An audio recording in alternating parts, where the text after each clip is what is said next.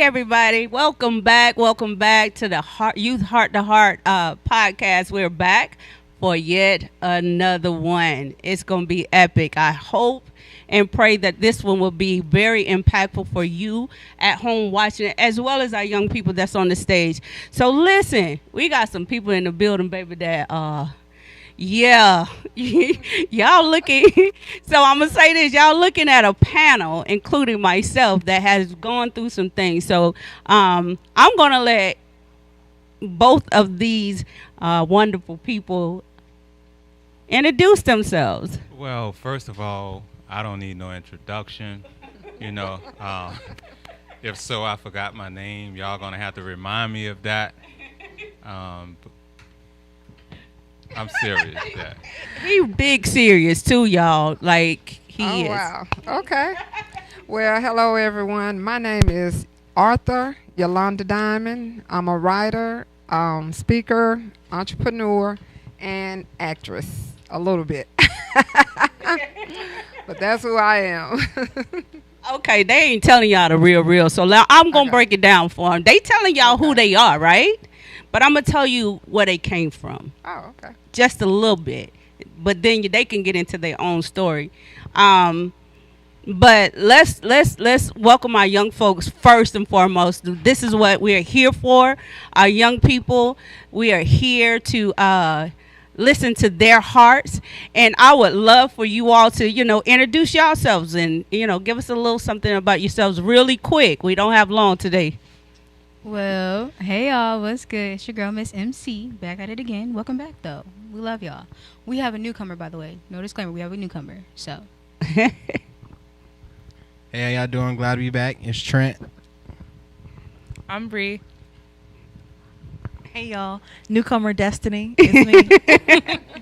Thank you and welcome, y'all. Welcome. So let me say this, and today's topic is going to be serious. I mean, all the topics are serious, right? But when we're talking about incarceration, right, and mass incarceration of us, we're talking about mothers, and we see at an epic rate women going to prison a lot more and doing some serious time, right? So just from me, and I don't know how many of you all know, I'm almost certain that everybody knows because that's my testimony. I did time, right? And during that time, 6.5 years, but I was facing 140 years. They don't care what kind of time. They don't care. The court system don't care about you. They just know you did wrong, right? So I was facing that time, and praise God, I didn't have to go do that time, right? I had to do some time. But it's so important that we understand not only our decision making hurts us, but it hurts the families, the children, the mothers, the fathers, everybody that is attached to you. It has an impact on, right? So these two beside me have weathered the storm as well, and they can, go into that a little bit more. But what we're going to do is we're going to allow the kids to ask us some questions in reference to incarceration and ask us anything. Well, I have a question first to them. Has any one of you have had a parent or a family member that was incarcerated that you've been affected by? yeah, my uncle, he did a little bit of his time, yeah. But it was, I think for him, he knows better now than what he did, because he did when he was young. So it's like, and when you're young, you're stupid and dumb, basically. So it's like, I feel as if, when you're young and going through that time, because I can only speak on his behalf. But for me, I'm saying when you're young and you're going through that time, you don't know what you're going through. You don't know what you're really like doing, per se. That's how I would put it. You don't know really what you're doing. So for him, he had told me, he was like, I did some things that I shouldn't have done, but would I do it again? Absolutely not. Okay. And I think that's what made me see, okay, he has changed. He has become a better person. So I think for him, that's his testimony. He knows now what he should have known then. So, Yeah, how did it affect you? Were you young? Were you Yeah. not even born prior to him doing what he did? Yeah, I was young. Yeah, it was a lot that happened, and I was just like, well, dang, I didn't even know he really, because I only knew him as the good uncle. I didn't know him as the crazy, wild, So it's like, for me, it affected me because I was like, I'm thinking he's innocent the whole time, but lo and behold, he was guilty. So what about your mom? Your mom is his sister, right? Yeah. So how did it affect your mom, or have she ever spoken about that? I don't think she's ever really spoken of it per se. I think it has affected her. Yeah, but I don't think it really I don't think it affected her as much as it did for her mother. Mm-hmm. But yeah, Okay. we don't really talk about it though now. All right. Anything else? No. I mean, no. We can go to the question. Yeah, we can go to your questions right now. Destiny, what you got for us? Golly, I knew she was going to do that. Honestly, do you feel like where you are now, would you have benefited from having better circumstances, like educationally? Like public school, prison, the pipeline is a real thing. Yes, absolutely. So do you feel as though the opportunities for you to get in trouble were more prevalent because of the public school system? I guess would be my question. For me, school wouldn't have been a problem. I excelled in school. So I think in today's time is harder than what it would have been back when I was going through school. I was a smart kid, made good grades, came from a two-family home. And I still decided to go out to the streets and do what I did. So it wasn't even basically anything about the school system. The school system did their part. Yolanda, can you give them a little synopsis of who you are not who you are today, but what took place that had you incarcerated, and also how did that? I know you have 2 boys. Yes. And so how did that affect your kids? And they have to know how long you did in order for that to be effective. Okay. All right. I became incarcerated in 1994, so I was very young. I had just had my 22nd birthday. By the time I was 13, though, I was already selling drugs. So during my high school years, it only escalated. And once I got with my kid's father, he was a big-time drug dealer in Atlanta, so that only escalated it more, to do more. And so I got into a little bit more crime, a little bit more Foolishness. Yes, foolishness, because I was looking for the word. I got into more foolishness. And by the time before I graduated, I was a star basketball player. I wanted to go in the military. I was doing hair by the time I was 12. I ended up graduating 7 months pregnant, so I had to stop playing basketball. I did not go in the military. I did end up going to cosmetology school, but by the time I was 18, I was by then snorting cocaine, so I was high every day, and I only got higher. And this is even with the selling of the drugs. And selling of the drugs is basically how I was introduced to my co-defendant. I was selling drugs to a young man, and I asked him to take me to the store. At that time, I had my second son, which was 3 months old. So I had a 3-year-old child and a 3-month-old child. When I reached that store, the person that took me to the store ran into somebody else at the store that I did not know. He became my captor. So in the process of being able to supposedly drop him off, I became a victim of sexual assault and physical assault for 3 to 4 days, which led to a burglary and a high-speed chase, which I was behind the wheel driving with a gun pointed at me that ended in a vehicle car wreck that took the lives of an entire family. 2 adults, 1 was pregnant, and a child that was in the back seat. So imagine.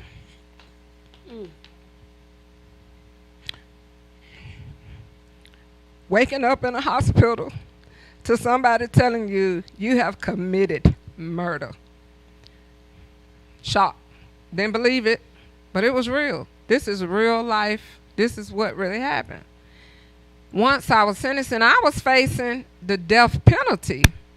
So those 100 and something years you was facing, I actually got charged like almost 100 years because it ended in 3 life sentences or 4 life sentences. I can't remember, but it was just so much time. It was unreal.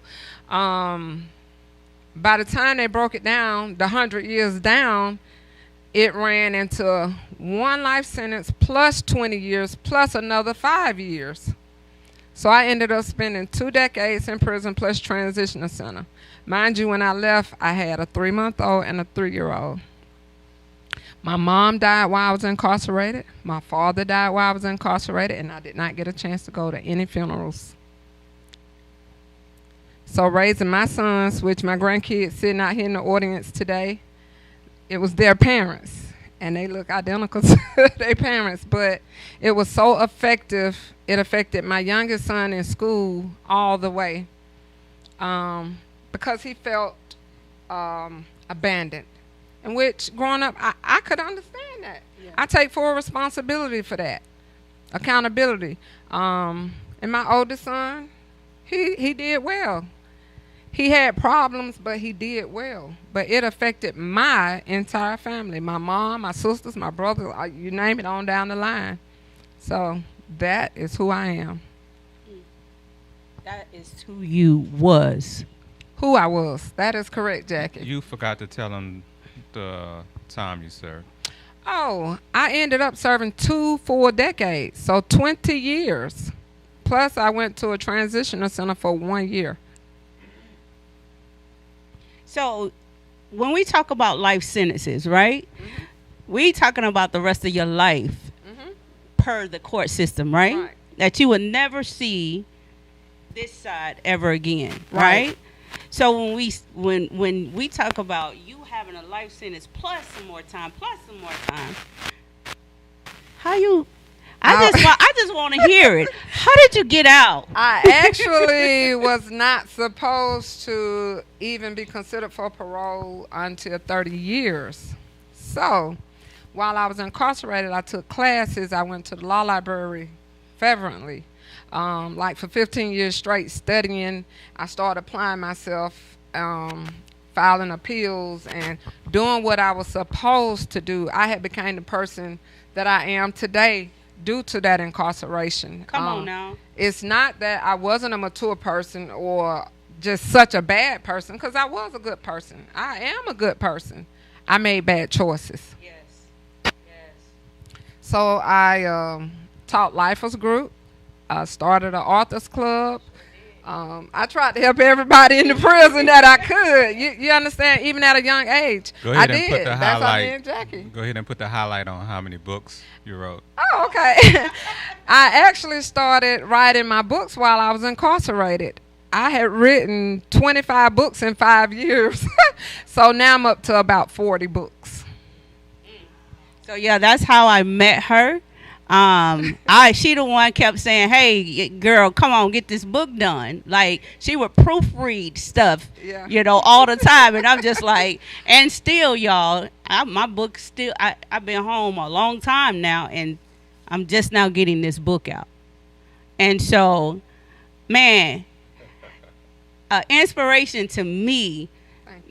Because I watched her with all them books going to the law library and doing all. I watched her grind to get out. I watched her trust God. I watched her. I watched her steps. Like, and Alto was big. Yeah. but God was bigger in all of that. So Amen. Which one of your books would help the youth not end up in a situation that? Okay. For my youth, Mighty Right is a young adult book, but I think what would help the youth the most would be my story, which is Faith Over Fear: The Life and Sentence of Yolanda Diamond, and it breaks down. It entails everything that led me to prison, even all the stories that go on behind the prison walls. I told everything, so it would give insight to help people to not break the law, or what it's like to be separated from your family, what it's like to be separated from your children, what it's like to come into prison as a youth. It was teens, children just like y'all We've seen a lot in of the them. prison, 15 and 16 years with old, life sentences. with life sentences. Absolutely.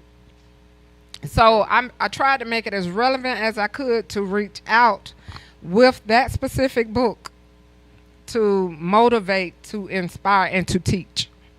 And also that very book has been adapted into a film. We have not yet gotten it produced, but it has been done. So I touched somebody. Yeah. So y'all, I'm gonna say a living testament of what God can and will do Yeah. right here, sitting on the stage. All of us. Yes. All of us. Indeed. You know, I might not have done much time as Shoo! I was waiting next hell with them 6.5. You hear me?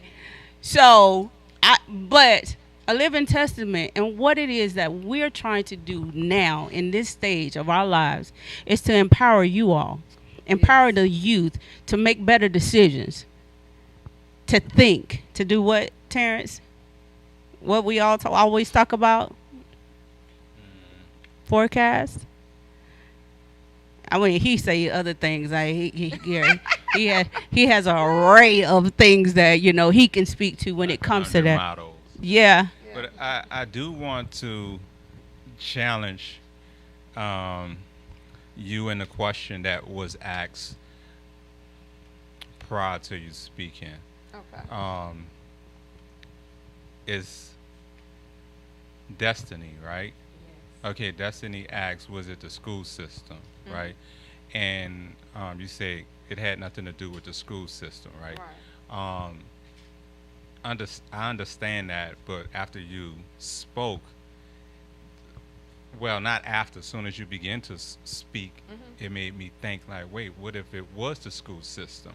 Because you said how mature and how advanced you was, but what if, when we go to school, if you're in the 6th grade, you're just in the 6th grade, right? So some of us, we know now after school that we have some of us that are in the 6th grade that should have already been graduated from 12th grade. And sometimes you can be bored and it calls you to do other things because now you're around other 6th graders, but mentally you're not a 6th grader. Exactly. So would that change your answer in some way, or looking I at think it that will way? a little bit right. now Yeah. because I was really advanced and Right. like I could have, because I excelled in writing, math, everything, and like me and my brother, we both had high IQs. He went on to the Navy, but you're right. I probably could have done more in school or excelled faster or graduated earlier had that been the case. Yeah, because and that's Yeah, why I say that's- challenge, because I didn't know where her question came from, Oh, okay. and maybe it came from that perspective Yeah. of not so much as the school didn't do their job, but if the whole school curriculum Right. is Had not right more for to- the advance. Right. Yeah. It's a Okay. prison Yeah. pipeline. I It really get it is. now. Yeah. Yeah, But Thank that's you. what he does. He, You're and welcome. he will make you think. Like even in one word, he'll make you think. But what I want, to ask the young people, in your decision making, for as long as you've been here on Earth, and any of your decision making that you have made throughout your life thus far, has any of it been to a point of incarceration or jail?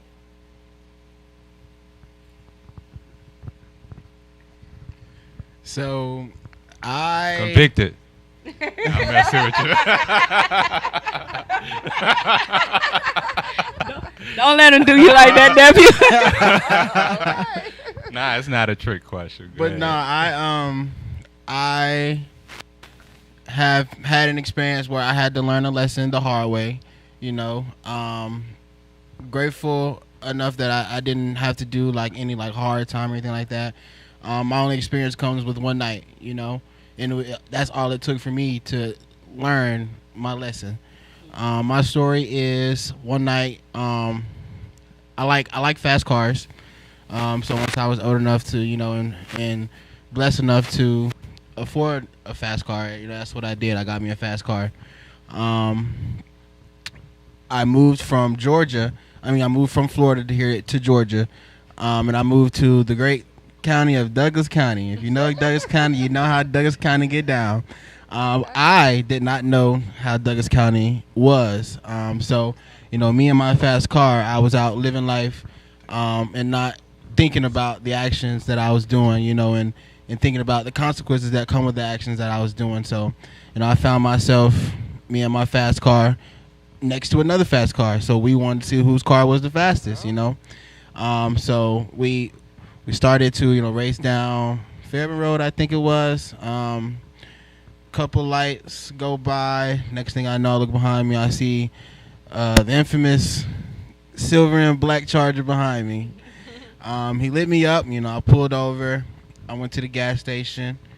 He let me know what I did wrong. He asked me to step out of the vehicle, and you know, and then the process took place. And once I, you know, made it to the jail or whatever the case may be, like I said, it only took that one night. Not only because of how the jail experience was, but like kind of me being humble. Like, okay, my situation isn't as bad as I think it is. You know, there's people in here facing things that are a lot worse than me, and I think that kind of correlates outside as well. You know, my situation might not be as bad as it may seem. There's people who are facing a lot more things harder than I. So that's kind of, I don't know if that was part of the question, but that's one of the main lessons that I learned from that experience of being, I don't want to say incarcerated, but, you know, having to spend that night. Yeah. Yeah. That's great. Incarceration isn't just about incarceration. It depends upon how you feel about your freedom, because your one day or one night could be the value of somebody, you know, 1 year. You know, you may value your freedom more than they value their freedom. So you took, you know, what was given to you, the lesson, and prevailed. Yeah, good stuff. I was along with you on that journey through the courts, so I get it. And that's what, when we talk about incarceration or being locked up or making the decisions, I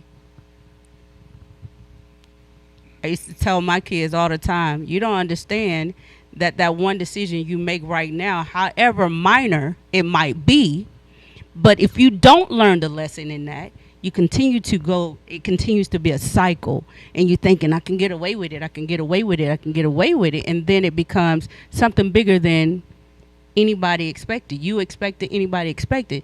So what we doing here right now, us three, especially us three, because we know what it is. We know what hard time looks like. We know what it feels like. We know how it affects our families. We know how it affected our children. We know. We ain't just talking about something. We was that person. We was about that life, as y'all say, whatever. We did that. But now on the other side of this, right? On the other side of this, and you're sitting here and you're looking at entrepreneurs.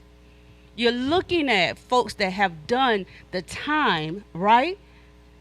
But you're looking at people that are doing the time even now.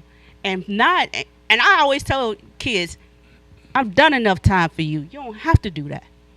All of us sitting up here, we're not done enough time for y'all. So the decisions you have to make for your life have to be intentional about your life. right? You have to make sure that you are being intentional about everything in every aspect of your life to be great, to do things in excellence. Because you see us doing it now. Master's degree. Man, this man, I don't know why he's not saying anything about what he went through. I don't want to give y'all his story because it's his to tell. Coming soon. Right? It's coming soon. Book near you. But there's a reason, personally for myself, why I don't, because I'm mindful that some youth take a liking to it.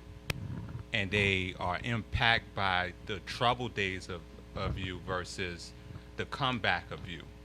Yeah. So if you're not able to talk to the person, like there's people that's listening to us now, right? And if there's a kid that listens to a story and I can't talk to him after he hear the story, then to me that's risk. Because he can, like just how he was talking here, I was driving this fast car. That may be a 7-year-old that may feel like, man, I want to drive a fast car. Mm-hmm. You know, I want to do that. He only did one day. That kid may not value their life like that, right? Right. So that's kind of where I be at with mine, because mine is really in depth. Very. And I, you know, even without talking about it, some people, I have witnessed people hearing my stories and taking the wrong route of it. That's even with me trying to encourage them that that's not good. Right. So I'm kind of mindful on that, whereas most of the times if I tell my story, it's a kid that's going through the same thing, and it's basically one-on-one, because I can control that atmosphere, right? You know, because that's what I was thinking as well. Like, okay, I would, you know, in my opinion, we all look good, right? Mm-hmm. Despite of what we did and what we went through and what was the holdback, right? So they can say, hey, y'all did all of those numbers, right? But y'all made it out. Look at y'all. Look at what y'all doing now. But none of us aren't saying, which I'm about to say now, if you don't have the right mind state during the aftermath, that's where you see the homeless people. That's where you see the people breaking. That's where you see the people committing suicide. Because just because it looks good and we are fortunate to come back mentally and say, hey, we can do anything, because there's still a hold back once you get a jacket, once you get a record. Mm-hmm. You know, even thinking about, like, if I was an officer and you got pulled over and I saw you never had a jacket or never got in trouble, then what would I have done? I would have gave you a pass. So that's also a lesson for you. A lot of kids, what they think, like, oh, it would be my first time, so that's okay. These cops not playing that. So if they see a 13-year-old child selling drugs, for me, I think you should say, hey, where's your parent, and bring them to home, and then the next time, okay. But they don't do that. They're going to lock you up. And while a lot of us tough and say, hey, I don't care about getting locked up, we've fallen for the game that the system has created. It's to mess up and destroy your record. So now you can't get the job that you would have wanted to do. So like she said, that's why I say with the school system, a lot of us have high IQs. It dawned on me that's the reason why we get so advanced, getting, you know, bored with the school and start doing these things. But that's also why our comeback is entrepreneurship. Mm-hmm. You see what I'm saying? Yeah. So, but we understand the initial attack for us is record. It's not about going to jail. It's not about the time. It's about the record that's going to follow you forever. Oh, yes. I can sit here and I believe for myself, I could have been a doctor, judge, lawyer. I done helped out with so many different things, but I still understand I got to maneuver to do that in the way that I need to do it. Yeah. I got to let the lawyer be the lawyer and then coach the lawyer to be the lawyer. You know what I'm saying? So basically, I can't take the front seat. Right. You know what I'm saying? Right. But when him saying that, I'm sorry, but him saying that you can't take the front seat, but you definitely ain't sitting in the back row. Correct. That's it. definitely Yeah. still have a seat at the table Mm-hmm. because of the mindset, because you changed your mindset. We understand we got these, what he call a jacket. We're going to wear the rest of our lives, but we don't have to be that jacket. We don't have to keep, having the same jacket on. You understand what I'm saying? It's levels to this thing if you change your mindset. Because I don't see nothing up here but elevation. I don't see nothing up here but greatness, because God has allowed us to be just that. It was already intended for us before the foundation of the, you know what I'm saying? And we ain't gonna go into it, but we just made the bad decisions to walk through the valley for the 40 years, like you know what I'm saying, like the Israelites did when it should have took them 4 days. It took them 40 years because they was complaining and they was making piss poor decisions, right? And so now, but they got there. And so the decisions we made, it took us a little longer on our journey, but now. And so that's why we're here to encourage you all to not, first and foremost, not make bad decisions. Walk in your greatness. Yeah, and I just wanted to add, every day that you get a chance to wake up and open your eyes, thank a higher power. I don't go into our religion because everybody might not choose God, but choose a higher power, something bigger than yourself. Each day, be intentional in setting goals for yourself. Absolutely. That will help your path into finding that success and doing what's right and doing what's best for you. Mm-hmm. Always remember that. Yeah. Yeah. Well, I have a question, Yes. if you don't mind. Can you talk up, Mama? Oh, I'm sorry. Well, I have a question, if you don't mind. Can y'all remember the last time y'all were like truly happy? And I mean like truly like had happiness and peace in y'all mind. Like when was like the last time? And can you tell us why? For me, it is currently right now. Come on now. I'm 52 years old. Right.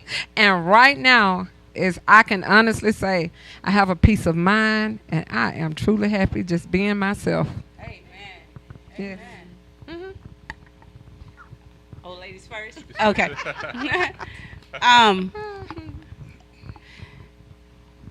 Yeah. Happiness, man. I tell you, I mean, even going through all the things that I went through and currently might be going through, man, I feel so good. I feel good about life. I feel good about my journey. I was asked, what would you change about your journey? Being incarcerated? Not the only thing that I would have changed was the hurt that my kids had to go through. Exactly. Being without me. I That's agree. it. Cause that journey that in being incarcerated, man, I tell you, took me to a whole nother level, and that's why I'm on the level I am now today. Because I was able to, God was able to sort through some things in my life, heal some things, forgive some things, do amazing things in my life, being incarcerated. I don't advocate for you to go to jail. Don't do it. Just go to a small room. Don't do it. Just go to an upper room. Okay.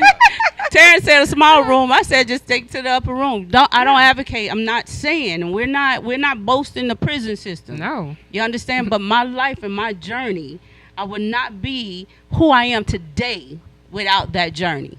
Exactly. Right? But if you can keep from going on that type of journey and still have that happiness, mama, that peace, that joy, be intentional about getting it. Yes. Absolutely. So I don't have an answer for the question because I don't want to encourage you to look for peace or happiness. I want you to grind. I want you to understand while you're young that you have to put in work and your peace will come afterwards. So we He always We- coming behind us with yeah, the good we, stuff. we confuse ourselves a little when we are young and we are looking for so much.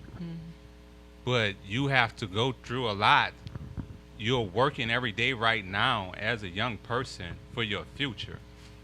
Even for myself when I was young, I had a lot. Cars, clothes, house. But when I got older, like in my 30s, because of, the road that I took and the path that I took, I saw the people that was going to school and doing the right thing. I saw them just getting these things. And I had to ask myself, man, I had all of this when I was young. Would I have rather it when I was young, or would I have rather it now?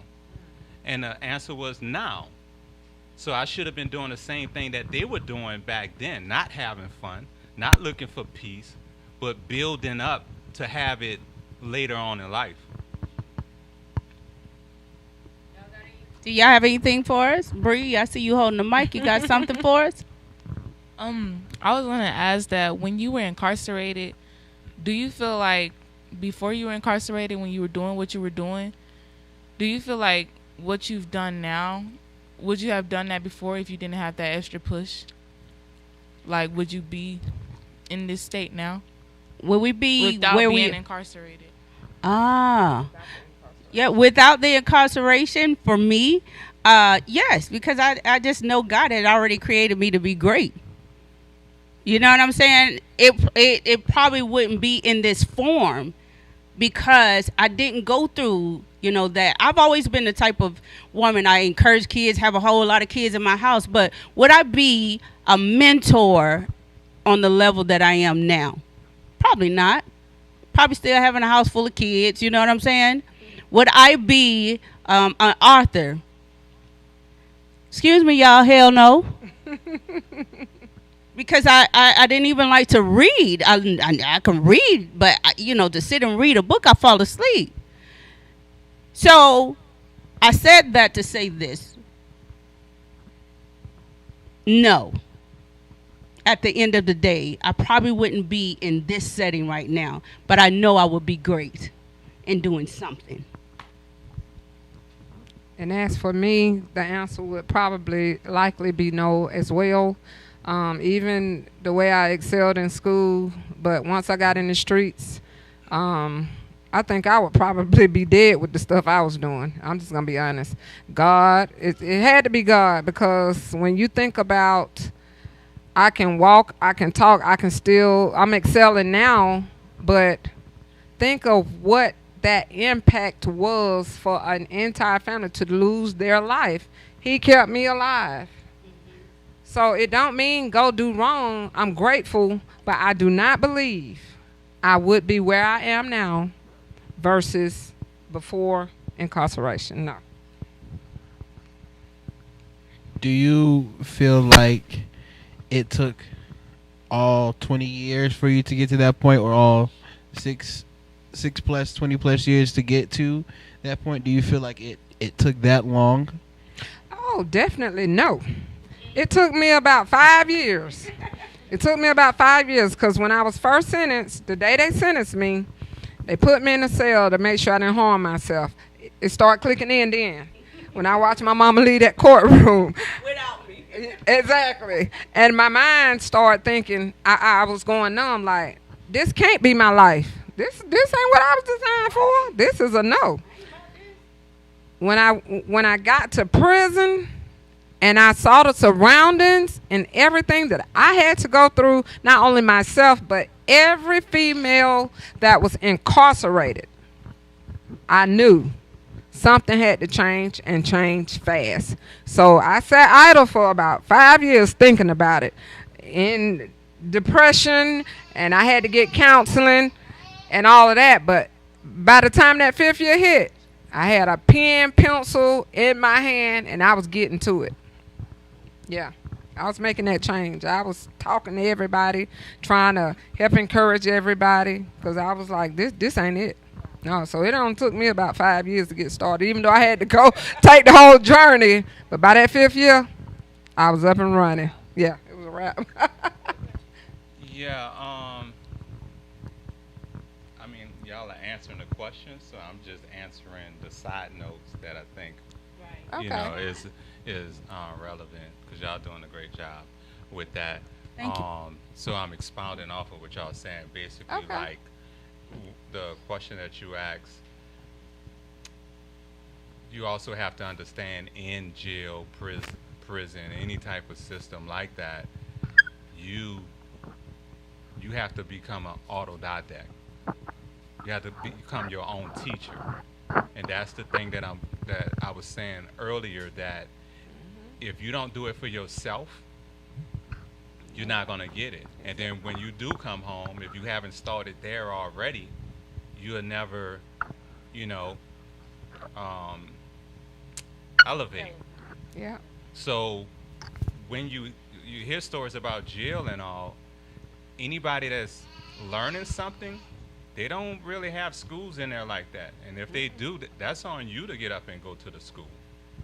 So you got to teach yourself everything, and you got to put in the work, because you can sit there for 10 years, and if you do nothing, you're going to come home to a world of trouble, because now you're so behind because the world keeps going forward. So it's a big thing, you know, for those who are incarcerated, and you can tell when you see people come home. You know, you may think they're crazy or they're slow, but you know, when you think about a person coming home from 20 years ago, and Yeah. I know you can speak on that, I can. and then you come home and then, you know, the cars look different. It looked like you just come from Mars. Not You not know. only not and including how to operate a phone. When I went in, we had beepers and flip phones. I came home to iPhones and Androids. I didn't even know what it was. What is this? I had to ask my children. I know I got on their nerves. Because what is all these emojis? What is y'all saying to me? What is this? It was a new language. I didn't know. Yeah.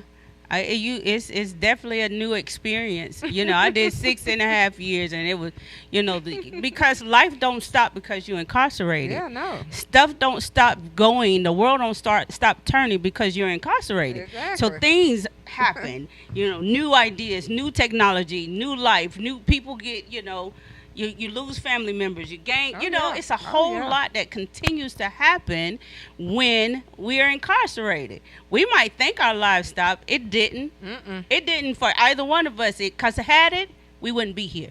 Exactly. You understand? We learned. We you know, I hear a lot of conforming to prison life. No, baby, I wasn't about that life. No, I'm about to go get all the free schooling and whatever else they had to offer me. We about out of time, y'all, but I'm going to say this. All of everything that I had to do in order for me not to come home and be homeless or look crazy or have, you know what I'm saying, those type of things. I elevated myself in those folks' prison system, regardless of what. I made sure I poured into me so that I can live, That's right. so I can have a better life. And that's what it's about. Not staying stuck because you in a place. And that's even to you all right now. Whatever place you might be in life, darkness, feel a certain type of way, insecurities, whatever. Don't stay stuck in it. Understand who you are. Know who you are. Be intentional about who you are. Because you got to know that God didn't create no junk. And I'm going to leave it right there. Y'all, thank you so very much Thank you. for joining us. Thank you, young people. Thank you for the great questions and insight. Thank you, Destiny, for being the first time. Let's go. Appreciate you. Thank you, Felix, for always being a generous host to us. TV 1061, Wisdom Inc. You can go check us out. The Heart to Heart podcast, as well as Welcome to the Village. Thank you, yo. You are so welcome. She coming back, y'all, and Yes, I I'm will so be. grateful for her. Thank you, Terrence, all the time, y'all. And look, check this out. Next month is Father's, and we're, you know, the Father's Day. All month, this gentleman will be hosting the podcast, and he's going to be coming. He's coming from what?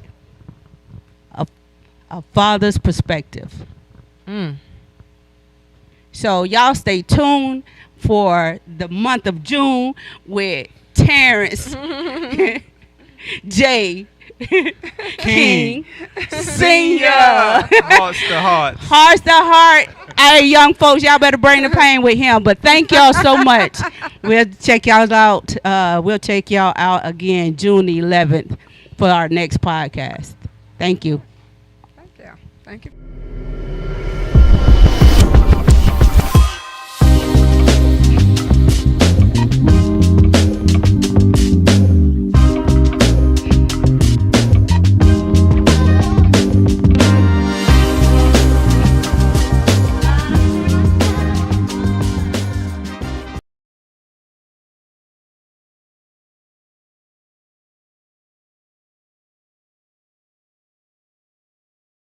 Today's world exposes our youth to life experiences that are well beyond that which their years should allow. Violence, trauma, poverty, injustice. Our children's lives and their livelihoods are in constant danger. Wisdom Inc. is a community-based organization designed to save young lives by reducing violence and assisting youth in their personal development.